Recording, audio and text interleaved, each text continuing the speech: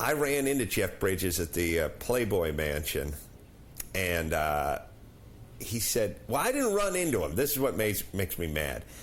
I was there doing Politically Incorrect a million years ago. They do twice a year they'd go to the Playboy Mansion. Yeah, of course. This, by the way, you want to know how pussy whipped Dr. Drew is? He got in trouble for...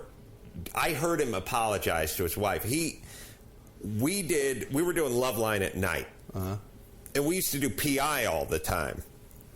And they said, hey, you want to do PI on Tuesday? And we'll tape at 7 o'clock, and then you can go do Loveline at 10 o'clock. And we said, yeah, sure. And then they said, it's at the Playboy Mansion. We're not doing it at CBS Television City where they normally do it. They said, we're doing a week from the Playboy Mansion. So I said, yeah, fine. We'll go out there. We'll do, I think they taped 2 shows. We'll be as long as we're out of there by 9:30, we can make it to Culver City. Right. Drew didn't tell his wife that he was going to the Playboy Mansion because he knew she'd come undone. Right. And he just said, I'm doing PI. But he didn't say the Playboy Mansion.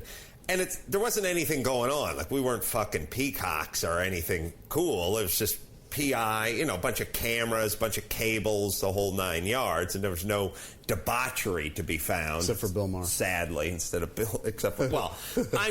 Don't get me wrong. I'm sure Bill Maher hung out when we left and fucked everyone but the gardener. But we had to leave at 9:30 to go to our job. Right. And Drew's wife found out. I don't know how he thought she wouldn't find out. She has a TV set. It's hard to get away with that stuff when it's broadcast. That's funny. But she tore him a new a-hole, and he just started backpedaling and apologizing. And I was like, really?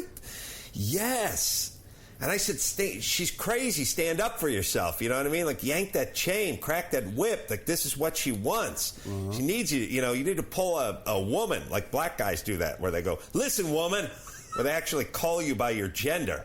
They don't even use your name anymore. They just call you by your parts. Right. Or even wife. Listen, wife, I'm making money for this family, and I'm not going to get my balls busted for going out and doing my job. You know what I mean? But he didn't do that.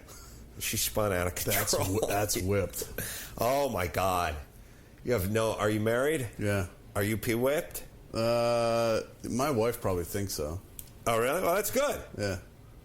Oh. So you play a little shell game with your balls. Using shells. I'm pretty whipped. You're pretty whipped? Yeah. All right. Yeah, she controls the reins. Although I get out. The nature of this business allows me to get out a little bit, so. Well, also, don't you think... I really do think what women ask for or what they want or what they think they want is sometimes different than what they actually need. 100%. And I do think... I know this sounds horrible and condescending, but tough shit. Kind of like pets and kids. Kind of like that little, hey, here's how we're doing it. I'm in charge. Don't worry. Because I grew up in a family where nobody was in charge and everyone was incompetent, and it was a horrible feeling.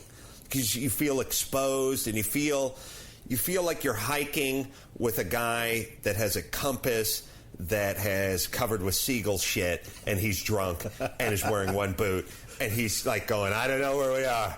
And you're freaked out. You want a guy, I don't care if he knows where he's going, but you want that scoutmaster's going, this way, we're heading north. We'll bivouac here in 2 hours, and we'll leave at dawn, Even if he's full of shit, maybe he's going to molest you that night, but either way, he acts like he knows what he's doing, and there's a certain comfort in that. Yep. I think women like that. Like I don't think women like guys going like, I don't know. What do you want to do? I don't know. I got to tell you, it drives her nuts because I'm the guy that 90% of the time is like, I don't know. Whatever you want to do, it drives her nuts. Right. Yep. Yeah. They want the guy in charge, even though they won't tell you that. God damn it, we're eating Hungarian food tonight, and that's it. Yep.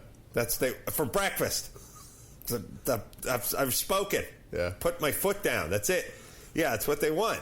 Yeah. But they claim they don't want that. But they do want that.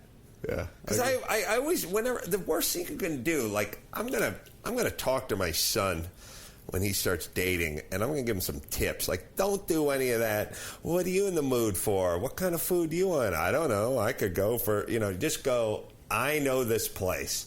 it's great Mexican food. Come on. Yep. You know what I mean? I do. I have a feeling no matter what I say, I'm going to get in trouble for it anyways. Oh, she's going to hear this? Yeah. Oh.